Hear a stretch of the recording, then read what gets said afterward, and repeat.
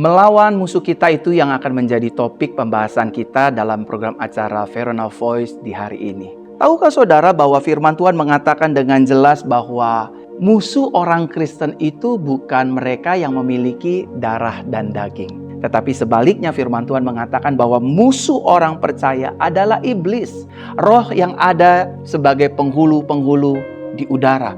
Itulah yang menjadi musuh utama, musuh bebuyutan kita dari semula, saudara.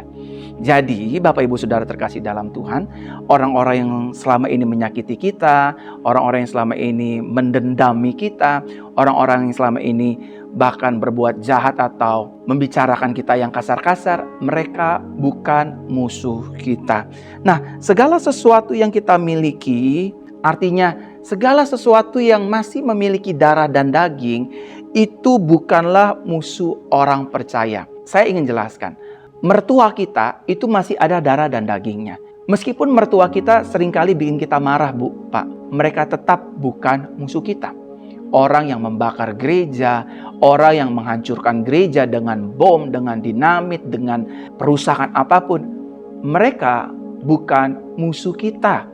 Orang-orang yang membunuh para pendeta, orang-orang yang melukai para biarawati, orang-orang yang mempersekusi gereja, yang menutup izin-izin gereja, mereka bukanlah musuh orang Kristen.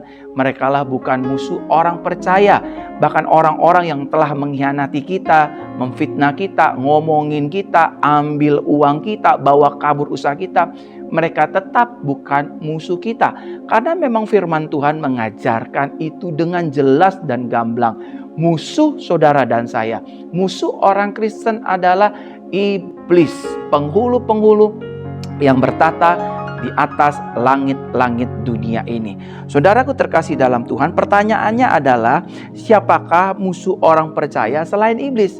Yang pertama yang Tuhan taruh di hati saya tentu iblis yang pertama, yaitu malaikat yang telah jatuh, yang telah dibuang oleh Tuhan dari sorga ke tempat yang tepat dan benar Tuhan sudah menempatkan pribadi ini. Lalu musuh orang Kristen yang kedua adalah pikiran negatifnya sendiri. Itu musuh kita yang harus kita lawan. Seringkali pikiran negatif kita itu mendenial kekuasaan Tuhan. Seringkali pikiran negatif kita itu mengacuhkan, mengabaikan kekuatan, kuasa, kebenaran firman Tuhan. Ini yang menjadi musuh dari hidup orang Kristen. Seringkali hidup orang Kristen mudah dikalahkan bukan karena dia tidak memiliki kemampuan, kekayaan, hikmat, akal budi, marifat. Tetapi pikiran negatif ini yang menjadi musuh besar juga bagi hidup saudara dan saya. Oleh karenanya saudara, firman Tuhan mengatakan dengan jelas, pikirkanlah apa yang baik, yang sedap didengar, dan pikirkanlah firman Tuhan. Yang selanjutnya Bapak Ibu Saudara, yang menjadi musuh orang Kristen atau musuh orang percaya selain iblis, selain pikiran negatif, ada juga ketakutan dan kekhawatiran. Ketakutan dan kekhawatiran itu bukan datang dari Tuhan. Tuhan tidak pernah memberikan ketakutan dan kekhawatiran di dalam hidup orang percaya. Justru sebaliknya, Tuhan memberikan kita damai sejahtera, sukacita, ketenangan, penghiburan, pengharapan, kepastian, dan kemenangan yang gilang gemilang. Tetapi iblis selalu memberikan kita ketakutan demi ketakutan, kekhawatiran demi kekhawatiran, kebimbangan, kecemasan, bete, dan lain sebagainya. Kalau hari-hari ini saudara sedang mengalami ketakutan, takut akan hari esok, takut akan masa depan, khawatir akan hari esok, khawatir dengan bisnis, dagang, usaha, dan lain sebagainya, there is something wrong inside your thought. Ada sesuatu yang bermasalah dengan pikiran saudara. Saudara ingat, ketiga hal ini, iblis, pikiran negatif, ketakutan dan kekhawatiran harus kita lawan. Harus kita perangi. Perangi dengan kebenaran firman, perangi dengan kuasa Tuhan, perangi dengan otoritas Roh Kudus yang ada di dalam hidup kita.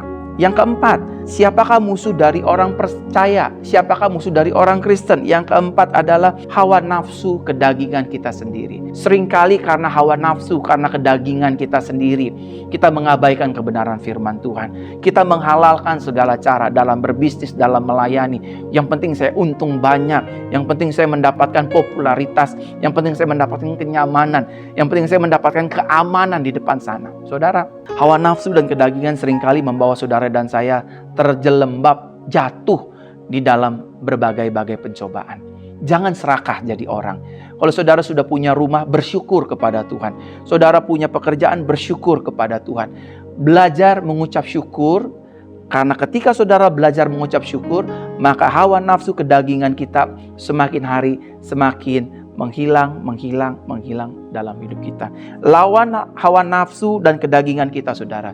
Karena ini akan menjadi musuh yang akan mengalahkan kehidupan saudara dan saya. Dan yang kelima, yang perlu kita lawan adalah musuh dari orang percaya, itu namanya kesombongan. Saya juga pernah sombong, saudara juga pernah sombong. Sombong itu tidak ada kaitannya dengan harta. Sombong itu tidak ada kaitannya dengan popularitas. Sombong itu tidak ada kaitannya dengan kemewahan. Sombong itu tidak ada kaitannya dengan rupa. Saya kasih contoh, saudara. Saya kasih bukti. Sombong itu kaitannya, kenaannya bicara tentang yang di dalam, bicara tentang hati. Ada banyak, maaf ya, orang yang tampangnya, wajahnya tidak terlalu tampan, tidak terlalu cantik, tapi bergaya sombong, bersikap, bertingkah laku sombong. Sebaliknya, ada orang yang wajahnya cantik, ada orang yang wajahnya tampan. Dia memiliki kerendah hatian yang sangat tinggi. Tapi ada banyak orang kita lihat, kita temukan di berbagai banyak tempat, sudah maaf, tidak tampan, tidak cantik, pas-pasan, tapi sombong, tapi arogan. Itu artinya kesombongan tidak ada kaitannya dengan rupawan atau kecantikan dengan tampang. Sebaliknya juga, saudaraku terkasih dalam Tuhan, waktu kita bicara kesombongan tidak ada sangkut pautnya dengan harta dan kekayaan. Karena saya menemukan ada banyak orang yang, maaf ya, yang tidak memiliki harta yang banyak, keuangan yang banyak, kekayaan yang banyak, tapi hidupnya sombong, sering memamerkan apa yang sepatutnya tidak dipamerkan. Tapi sebaliknya ada banyak orang yang kaya raya, turun dari mobil mewah, punya rumah ratusan miliar. Hidupnya sederhana sekali, hidupnya sangat rendah hati sekali, hidupnya sangat baik sekali. Ada banyak juga orang yang terkenal tetap rendah hati. Tapi tidak sedikit ada banyak orang yang belum jadi siapa-siapa, yang belum terkenal, sombongnya setengah ampun, jalan di mall, dagunya naik ke atas, dadanya dibusung ke depan karena arogan. Jadi kesombongan tidak ada sangkut pautnya dengan fasilitas-fasilitas yang ada di luar kita, tetapi lebih menuju kepada apa yang di dalam hati kita. Musuh yang keenam yang harus kita lawan sebagai orang percaya adalah keserakahan atau ketamakan. Ada banyak orang serakah, tidak bisa mencukupkan dirinya dengan apa yang ada padanya. Padahal perintah Yesus jelas dalam Bible. Cukupkanlah dirimu dengan apa yang ada padamu. Jangan serakah, jangan tamak. Karena harta kita tidak bawa mati. Karena kemewahan tidak kita bawa sampai ke liang kubur. Saudaraku terkasih dalam Tuhan, inilah musuh-musuh orang percaya. Dan yang terakhir, musuh orang Kristen adalah perkataan negatif.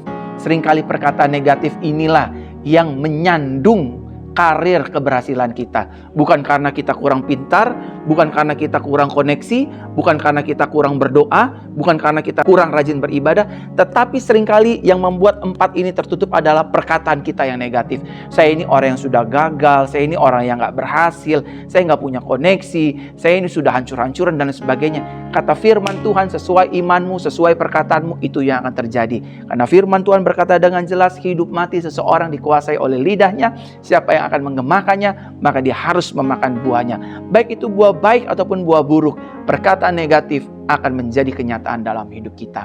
Saudara terkasih dalam Tuhan, pertanyaannya, bagaimana caranya kita dapat melawan musuh kita tersebut? Ada 7 musuh orang percaya: iblis, pikiran negatif, ketakutan, hawa nafsu, kesombongan, keserakahan, pikiran negatif. How do we facing the 7 our enemies? Yang pertama, saudara dan saya harus datang kepada Yesus.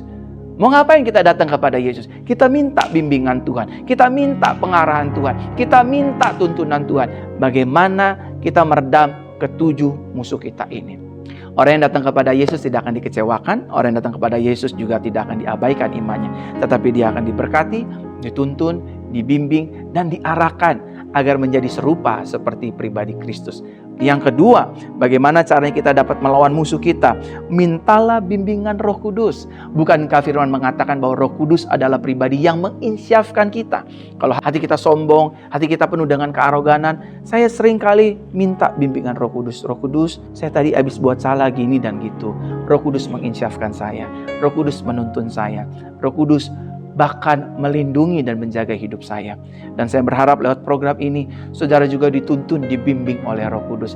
Mungkin saudara yang kasar dengan suami, saudara yang kasar dengan istri, saudara yang selama ini serakah, ambil hak orang lain, ambil gaji orang lain, ambil duit orang lain, menahan upah orang lain. Saudara sudah masuk dalam musuh saudara sendiri, yaitu musuh keserakahan.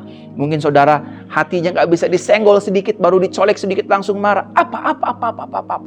Kamu belum tahu siapa saya. Saya pemilik perusahaan ini. Saya pendeta di tempat ini. Saya gembala di tempat ini. Saya orang terkenal di YouTube, di TikTok dan lain sebagainya. Saudara butuh Roh Kudus untuk diinsyafkan. Agar saudara tidak hidup di dalam kearogansian. Tapi saudara harus hidup di dalam kerendah hatian. Even though kita direndahkan, kita diomongin banyak orang, kita dikatakan bodoh, stupid, and anything. Percayalah, firman Tuhan berkata dengan jelas, ketika saudara dan saya merendahkan diri di bawah tangan Tuhan yang kuat, maka someday Tuhan akan mengangkat kita tinggi-tinggi, bahkan lebih tinggi dari apa yang Dia janjikan. Dan yang ketiga, bagaimana cara kita dapat melawan musuh-musuh kita? Yang ketiga, make sure penuhilah hidup kita dengan kebenaran firman Tuhan. Bukankah Dia berkata, firman Tuhan adalah pelita bagi kaki kita dan terang bagi jalan-jalan kita. Kalau iman saudara mau tumbuh, firman mengatakan iman tumbuh dari pendengaran akan firman Tuhan. Karena firman Tuhan inilah yang pada akhirnya membuat kita bisa melawan iblis. Karena firman Tuhan inilah pada akhirnya pikiran negatif kita menjadi terang. Kita tidak memikirkan hal-hal yang takut, hal-hal yang negatif, hal-hal yang khawatir. Firman Tuhan ini ketika diisi di hidup kita, kita akan memiliki dampak yang positif. Waktu kita sedang menghadapi ketakutan, kekhawatiran, kebimbangan, kecemasan, kesombongan, kita akan diajar oleh firman. Kamu gak boleh sombong. Karena firman berkata, rendahkanlah dirimu di bawah tangan Tuhan yang kuat. Karena Dia akan mengangkatmu. Orang yang sombong akan direndahkan oleh Tuhan. Itu firman Tuhan. Waktu kita takut, kita khawatir, Tuhan berkata dalam Filipi pasal 4, bahwa Tuhanku akan mencukupi segala keperluanku menurut kekayaannya dan kemuliaannya di dalam Kristus Yesus Tuhan. Di ayatnya yang ke-19, pasalnya yang ke-4. Saudara, ketika saudara memenuhi hidup saudara dan saya dengan kebenaran firman Tuhan, percayalah, musuh-musuh kita dapat dikalahkan. Dan yang terakhir, bagaimana cara kita dapat melawan musuh kita? Belajarlah untuk mengontrol diri kita hari lepas hari. Kalau tahu kita salah, kalau tahu kita serakah, kalau kita tahu kita sombong, kalau kita tahu hawa nafsu daging kita menuntut kita hari lepas hari, kalau kita tahu pikiran negatif kita terus saja mengonggong kita, kontrol diri kita. Kontrol dengan firman, kontrol dengan Roh Kudus, kontrol dengan mendekatkan diri kepada Kristus. Saya ini orang percaya, saya ini anak Tuhan, saya tidak boleh kasar, saya tidak boleh sombong, saya tidak boleh arogan, saya tidak boleh serakah. Tidak boleh bukan berarti hidup ada larangan. Tetapi karena kita adalah representatifnya Tuhan, saudara dan saya adalah gambarannya Tuhan. Jadi pastikan betul, saudara dan saya tidak hidup di dalam kesombongan. Tidak terjebak dengan 7 musuh orang percaya. Iblis pasti akan senang kalau saudara hidup dalam kesombongan. Iblis pasti akan senang kalau saudara hidup dalam keserakahan, ketakutan. Iblis tidak pernah takut saudara dan saya melayani Tuhan. Iblis tidak pernah takut kalau saudara dan saya pergi ke gereja. Iblis tidak pernah takut kalau saudara dan saya rajin berdoa. Iblis tidak pernah takut kepada orang-orang yang setia pergi ke gereja, setia memberikan persembahan, setia mengembalikan perpuluhan di rumah Tuhan. Iblis hanya takut ketika saudara tidak lagi hidup di dalam pikiran negatif, tidak lagi hidup di dalam ketakutan dan kekhawatiran, tidak lagi hidup di dalam hawa nafsu kedagingan, tidak lagi mau hidup dalam kesombongan, tidak mau lagi hidup dalam keserakahan, tidak mau lagi hidup dalam pikiran negatif. Bukan berarti kita menghapus semua, oh ya udah gitu, kalau kayak gitu kita nggak usah ke gereja, nggak usah. Bukan begitu artinya. Kita perlu ke gereja, kita perlu beribadah, kita perlu melayani, kita perlu berdoa, kita perlu kembalikan perpuluhan, kita perlu kembalikan persembahan dan lain sebagainya. Tapi yang Tuhan mau, saudara tetap harus datang kepada Yesus, minta bimbingan Roh Kudus, penuhi hidupmu dengan firman Tuhan, dan belajar untuk mengontrol diri. Kontrollah emosi kita, kontrollah kedagingan kita, kontrollah amarah kita.